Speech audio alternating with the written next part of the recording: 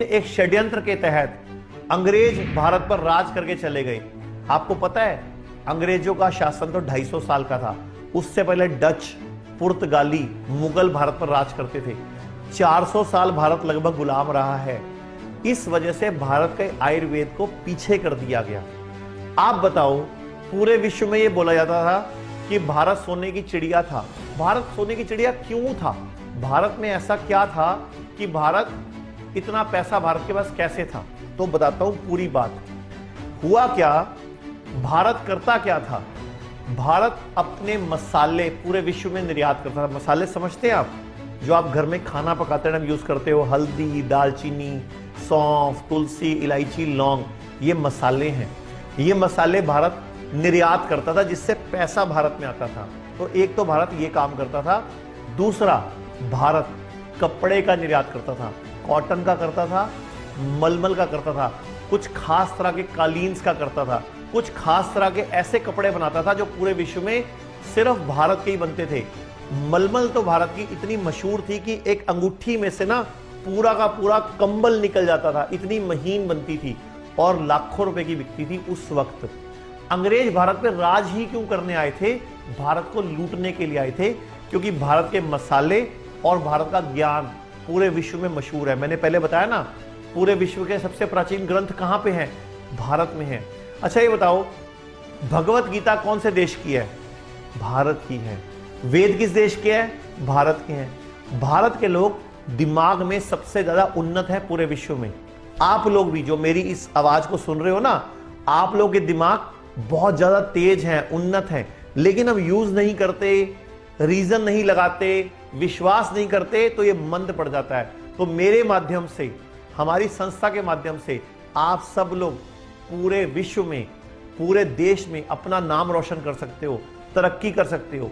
लेकिन कैसे? भारत की उस पैथी को अपनाने से जो भारत की थी। एक और वजह, भारत उस टाइम सोने की चिड़िया क्यों था?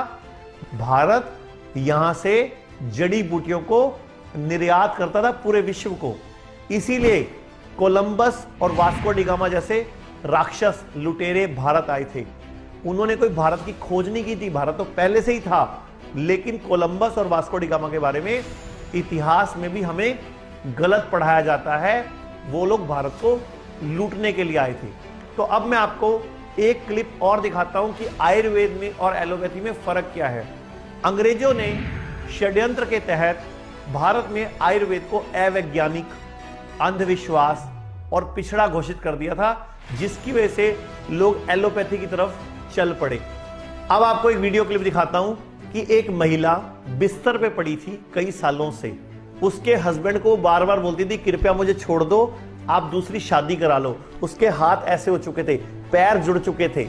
लेकिन हमारे यहाँ 6 से 8 महीने इलाज कराने के बाद ही रिजल्ट आपके सामने है। तो आयुर्वेद की शक्ति देखनी है ना, तो ये वीडियो देखो। मैं नरेंद्र कौर तरन ताਰਨ ਤੋਂ ਰਹਿਣ ਵਾਲੀ ਹਾਂ ਤੇ ਸਰ ਮੈਂ 13 ਸਾਲ ਤੋਂ ਅੰਗਰੇਜ਼ੀ ਦਵਾਈ ਖਾ ਰਹੀ ਤੇ ਮੈਨੂੰ ਕੋਈ ਫਰਕ ਨਹੀਂ ਸਰ ਪੈ ਰਿਹਾ। ਸਰ ਬਿਮਾਰ ਨੇ ਮੈਨੂੰ ਗਠੀਆ ਸੀ ਤੇ ਪੇਟ ਦੇ ਚ ਅੰਦਰ ਇਨਫੈਕਸ਼ਨ ਜ਼ਿਆਦਾ ਫੈਲ ਗਈ ਤੇ ਸਰ ਪਤਾ ਹੀ ਨਹੀਂ ਅੰਗਰੇਜ਼ੀ ਦਵਾਈਆਂ ਨੇ ਕਿਹੜਾ ਕਿਹੜਾ ਰੋਗ ਬਣ ਗਿਆ ਹੈ ਤੇ ਮੰਜੇ ਤੋਂ ਉੱਠਣਾ ਬਹਿਣਾ ਬਹੁਤ ਤੰਗ ਹੋ ਗਈ ਮੈਂ। ਤੇ ਸਰ ਫਿਰ ਮੈਂ इस तरह वेदे वेदे यहो जी हालत हो गई कि मेरा जीने का दिल नहीं करता।